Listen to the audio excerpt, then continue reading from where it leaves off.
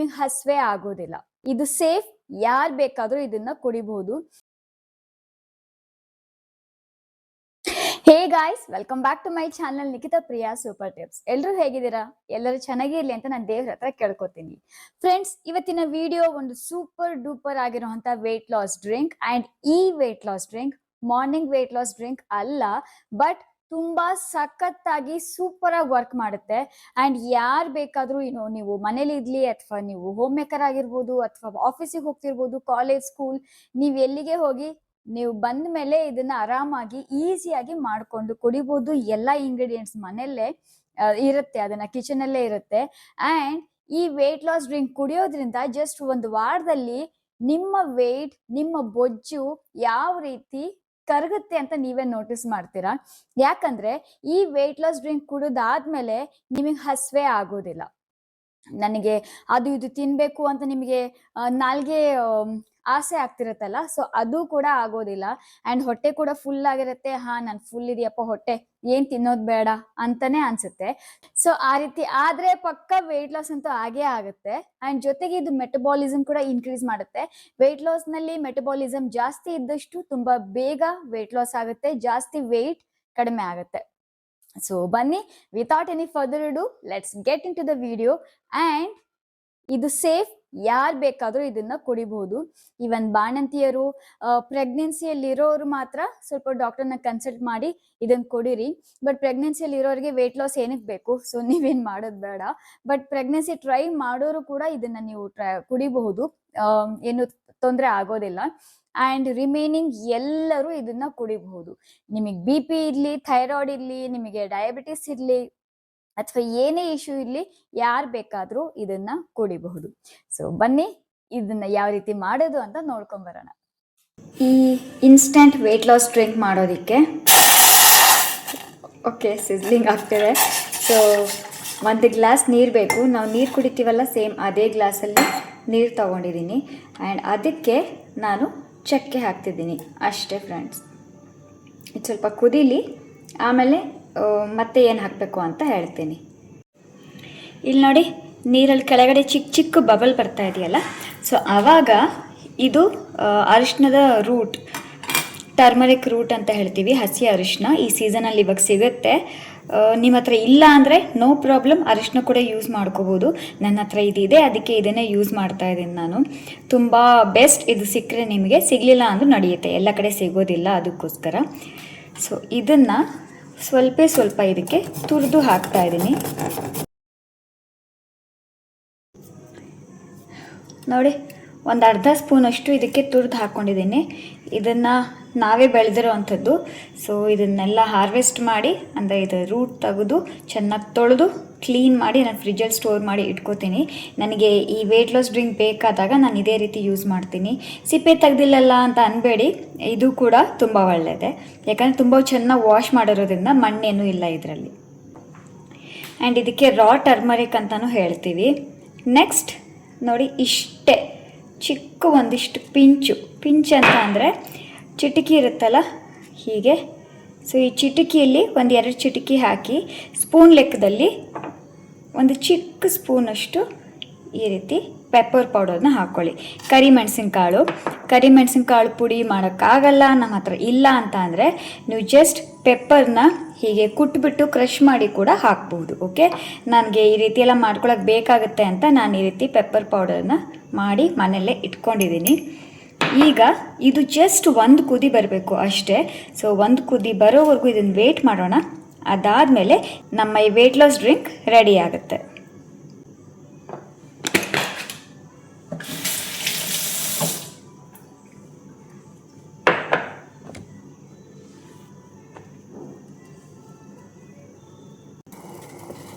So ಇಲ್ಲಿ ನೋಡಿ, ಕುದೀತಾ ಇದೆ ಅಲ್ವಾ.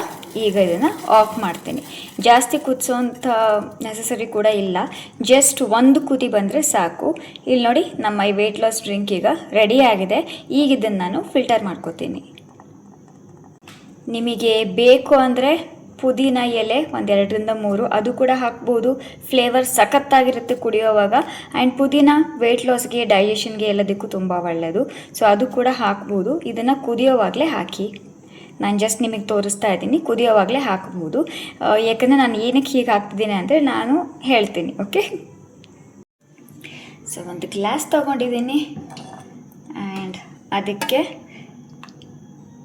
ಇದನ್ನು ಫಿಲ್ಟರ್ ಮಾಡ್ಕೊತಾ ಇದ್ದೀನಿ.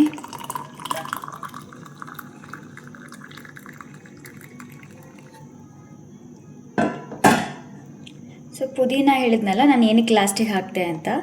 ಸೊ ಇದನ್ನು ತೆಗಿತಾ ಇದ್ದೀನಿ, ನಿಮಗೆ ತೋರಿಸೋದಕ್ಕೋಸ್ಕರ ಹಾಕಿದ್ದೆ ನಾನು. ಇದನ್ನು ತೆಗೆದು ಜಸ್ಟ್ ಇದ್ರ ಮೇಲೆ ಹೇಗೆ ಹಾಕ್ತಿದ್ದೀನಿ ಆ್ಯಂಡ್ ನಮ್ಮ ವೆಯ್ಟ್ ಲಾಸ್ ಡ್ರಿಂಕ್ ರೆಡಿ ಆಗಿದೆ. ಈಗ ಇದನ್ನು ಯಾವಾಗ ಕುಡಿಬೇಕು ಅಂತ ಹೇಳ್ತೀನಿ.